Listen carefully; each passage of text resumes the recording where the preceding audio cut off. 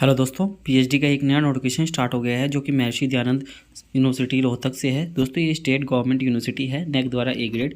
दोस्तों इन्होंने ये नोटिफिकेशन निकाला है। इसके बाद हम आपको ब्रोशर पर लेके चलेंगे क्योंकि ब्रोशर के अंदर सारी इन्फॉर्मेशन दी गई है। दोस्तों इन्होंने यहाँ पर लास्ट डेट बताई है कि 25 नवंबर तक आप इसको आवेदन कर सकते हैं। बाकी डेट आपको ब्रोशर के अंदर देखने को मिलेगी, तो हम आपको दिखा देते हैं। दोस्तों ये इनका पीएचडी का ब्रोशर है, तो यहाँ पर आपको सारी की सारी इन्फॉर्मेशन देखने को मिल जाएगी। यहाँ पर सबसे पहले इंस्टीट्यूट के बारे में बताया गया है, तो ये आप रीड आउट कर सकते हैं। यहाँ पर टेबल्स दी हुई है और आगे कुछ और इन्फॉर्मेशन भी देखने को मिलेगी। दोस्तों यहाँ पर इन्होंने हेड और डायरेक्टर्स के जो यूनिवर्सिटी के टीचिंग डिपार्टमेंट के हैं उनके नंबर्स वगैरह अगर दिए हुए हैं तो देख सकते हैं, फैकल्टी के हिसाब से दिए हुए हैं, तो आप अच्छे से देख सकते हैं यदि आप उनसे डायरेक्ट कॉन्टैक्ट करना चाहते हैं तो। और यहाँ पर की डेट्स के बारे में बताया गया है कि लास्ट डेट 25 नवंबर रहने वाली है और ये ऑनलाइन करेक्शन वगैरह करने का 26 से 27 नवंबर तक कर सकते हैं। और इंट्रेंस एग्ज़ाम जो कि सिर्फ फार्मास्यूटिकल साइंस और UIET सब्जेक्ट्स के लिए होगा, जो कि 5 दिसंबर को होगा और ये 9 से 10:15 बजे तक होगा। और आपकी यदि कोई इंट्रेंस टेस्ट से रिलेटेड कोई क्वेरी वगैरह है तो वो 8 दिसंबर तक देख ली जाएगी और ये मेरिट लिस्ट निकाल दी जाएगी इंटरव्यू के लिए, वो 10 दिसंबर तक रहेगी। बाकी इंट्रेंस एग्जाम यहाँ पर कंडक्ट नहीं करवाया जाएगा, सिर्फ 2 ही सब्जेक्ट के लिए करवाया जाता है, UIET और फार्मास्यूटिकल साइंस। बाकी नए रूल्स के हिसाब से होगा। तो आप देख सकते हैं ये शेड्यूल बताया गया है इंटरव्यू के लिए पीएचडी थ्रू फिजिकल मोड के लिए।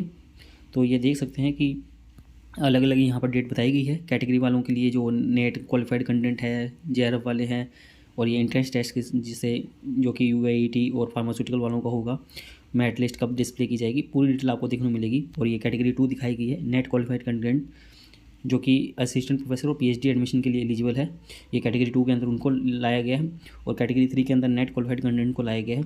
तो सब की सभी इन्फॉर्मेशन आपको यहाँ पर देखने को मिल जाएगी, किस प्रकार से उनकी डेट क्या है और यहाँ पर उनके लिए क्या रहेगा। तो यहाँ पर 40% मार्क्स ये इनका नेट का लिया जाएगा। और दोस्तों आगे और भी इन्फॉर्मेशन आपको देखने को मिल जाएगी। ये आगे कुछ और इन्फॉर्मेशन दी है, कैटेगरी ये नेट क्वालिफिकेशन की दी गई है यहाँ पर, तो आपको सभी के सभी देखने को मिल जाएगी किस प्रकार से इनका क्राइटेरिया रहेगा। बट ये नए UGC के जो रूल्स हैं उनके अकॉर्डिंग ही चलेगा ये। बाकी अदर इन्फॉर्मेशन भी आपको यहाँ पर देखने को मिल जाएगी। दोस्तों यहाँ पर डॉक्यूमेंट्स के बारे में बात की गई है, यहाँ पर आपको क्या क्या डॉक्यूमेंट्स अपलोड करने हैं और क्या क्या लेके जाने होंगे। दोस्तों आपको यहाँ पर सभी डिग्री वगैरह, मार्कशीट वगैरह के डॉक्यूमेंट्स अपलोड करने होंगे, सभी इन्फॉर्मेशन करेक्ट होनी चाहिए, नहीं तो फॉर्म रिजेक्ट हो जाएगा। और आपको यहाँ पर अब ओरिजिनल फ़ोटो अपलोड करनी होगी और स्कैन कॉपी, और क्या क्या डॉक्यूमेंट आपको अपलोड करने हैं तो यहाँ पर लिखा भी हुआ है। ये 10th 12th और ग्रेजुएशन पोस्ट ग्रेजुएशन की, UGC CISR नेट का certificate, character certificate, graduation certificate और इनकम सर्टिफिकेट, हरियाणा रेजिडेंसी है तो उसका मूल निवास प्रमाण पत्र। और इस यूनिवर्सिटी के बारे में आगे इन्फॉर्मेशन दी गई है, तो आप अच्छे से रीड आउट कर सकते हैं क्या क्या सुविधाएं आपको यहाँ पर मिलने वाली है। स्कॉलरशिप भी दोस्तों यहाँ पर मिल जाती है, बट ये कई बार स्टेट की गवर्नमेंट के अकॉर्डिंग रहती है, तो वो भी आप देख लीजिएगा। और यहाँ पर एलिजिबिलिटी बताई गई है PhD एडमिशन के लिए, तो यहाँ पर बताया गया है कि 1 ईयर की या 2 सेमेस्टर की मास्टर डिग्री है आपके पास में, 4 ईयर की बैचलर डिग्री के साथ में, या 2 ईयर की मास्टर डिग्री है, 3 ईयर की बैचलर डिग्री के साथ में, 55% के साथ में, तब आप इसके अंदर आवेदन कर सकते हैं। 5% का रिलैक्सेशन दिया जाएगा, उनको 50% ही चाहिए होगा SC SC BC और नॉन कम्युनिटी और PWD और EWS कैटेगरी वालों के लिए, जो कि हरियाणा स्टेट के लिए रहेगा। MPhil यदि 55% के साथ में है तब भी आप इसके अंदर आवेदन कर सकते हैं। इसके अंदर 5% का रिलैक्सेशन बताया गया है। और आगे चैप्टर 3 के अंदर इन्होंने प्रोसीजर फॉर एडमिशन बताया गया है कि ये ऑनलाइन ही आपको आवेदन करना है और सेपरेट आपको फॉर्म फिलअप करना है यदि आप एक से ज़्यादा के अंदर आवेदन कर रहे हैं तो। और जो नेट क्वालिफाइड कैंडिडेट है उनका एडमिशन होगा वो एंट्रेंस के बेस पर नहीं होगा, इंटरव्यू के बेस पर होगा। और बाकी 2 सब्जेक्ट बताए गए हैं जिनका एंट्रेंस के बेस पर होगा। और जो JRF वाले हैं उनका डायरेक्ट इंटरव्यू के बेस पर रहेगा। और बाकी जो नेट वाले हैं उनका 40% के बेसिस पर रहेगा। तो दिया हुआ है, इंटरव्यू के बारे में बताया गया है, इंटरव्यू के अंदर पैनल किस प्रकार से रहने वाला है और पार्ट टाइम मोड के बारे में भी बताया है। तो आप अच्छे से रीड आउट कर लीजिएगा क्योंकि ब्रोशर बहुत ज़्यादा बड़ा है। दोस्तों यहाँ पर इन्होंने नंबर ऑफ़ सीट्स के बारे में बताया है, तो वो हम आपको दिखा देते हैं। दोस्तों यहाँ पर एजुकेशन के अंदर टोटल 9 सीट बताई गई है, जिसके अंदर की ऑल इंडिया ओपन कैटेगरी के अंदर 1 सीट है और AIC के EWS के अंदर 0 सीट है, HOGC के अंदर 4 सीट है, SC के लिए 1 है, DSC के लिए 1 है, BCA के लिए 1 है, BCB के लिए 1 सीट बताई गई है। हम तो आपको टोटल सीट बता देते हैं, आप अपनी कैटेगरी के हिसाब से इसको देख लीजिएगा।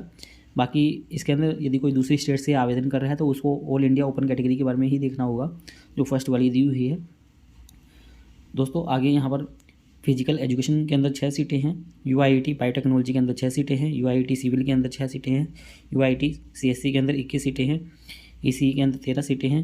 EE के अंदर 14 सीटें हैं। MA के अंदर 14, केमिस्ट्री के अंदर 2, एनवायरमेंटल साइंस के अंदर 2, मैथमेटिक्स के अंदर 1, फिजिक्स के अंदर 3, मैनेजमेंट के अंदर 1, इंग्लिश के अंदर 1, टेक्सटाइल के अंदर 5, इंग्लिश के अंदर 9, हिंदी के लिए 5, जर्नलिज्म में मास कम्युनिकेशन के लिए 2, संस्कृत के लिए 5, फॉरेंसिक साइंस के लिए 3, 2 के लिए 9, और आगे बायोकेमिस्ट्री के लिए 4, बॉटनी के लिए 9, बायोटेक्नोलॉजी के लिए 9, मेडिकल बायोटेक्नोलॉजी के लिए 7, एनवायरमेंटल साइंस के लिए 1, फूड टेक्नोलॉजी के लिए 7, जेनेटिक्स के लिए 4, माइक्रोबायोलॉजी के लिए 9, जूलॉजी के लिए 8, और ऐसी ही faculty of commerce and management के लिए ये इनके भी बताया गया है कि कॉमर्स के लिए 9 सीटें हैं, होटल मैनेजमेंट के लिए 3, और टूरिज्म मैनेजमेंट के लिए 5, मैनेजमेंट स्टडीज़ और रिसर्च के लिए 23 सीट है, फार्मास्यूटिकल साइंस के लिए 16 सीटें बताई गई है।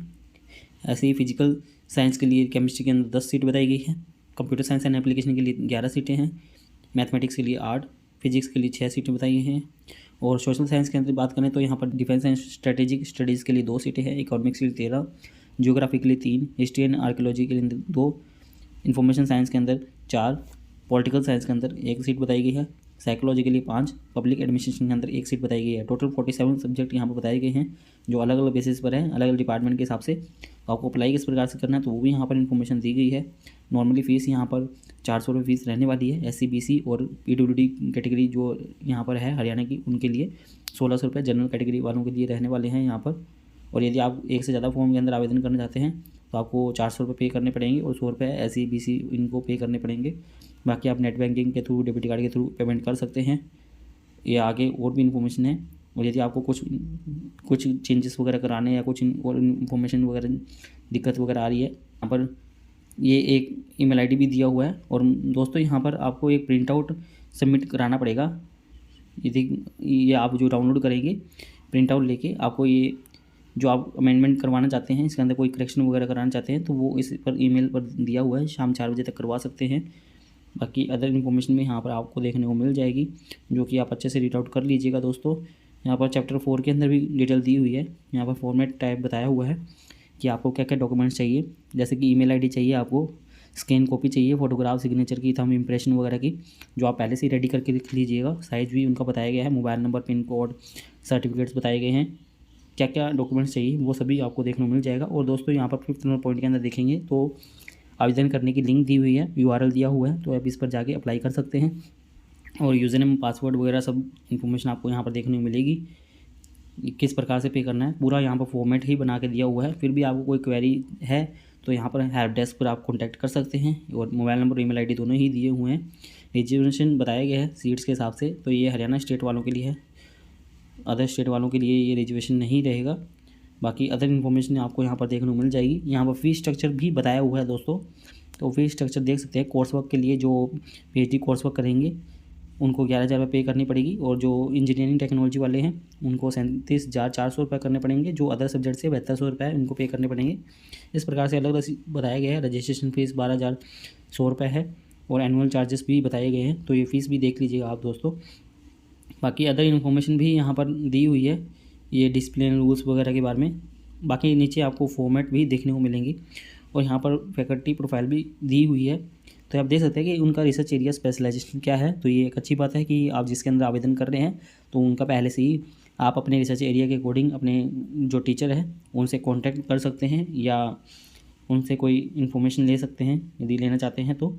और अदर ये आपको देखने को मिल जाएगा। फैकल्टी की प्रोफाइल यहाँ पर पूरी कंप्लीट दी हुई है, तो ये यहाँ पर आपको देखने को मिल जाएगी। क्योंकि कभी कभी होता है कि आपको पता नहीं होता कि कौन सा टीचर आपके रिसर्च एरिया के अंदर है, तो ये दी हुई है इन्फॉर्मेशन दोस्तों। ये है इसके बारे में इन्फॉर्मेशन दोस्तों। बाकी आपको यहाँ पर कुछ सर्टिफिकेट से फॉर्मेट भी देखने को मिल जाएंगे जो कि आपके काम के हो सकते हैं दोस्तों। उम्मीद करते हैं आपको हमारे द्वारा दी गई जानकारी अच्छी लगी होगी।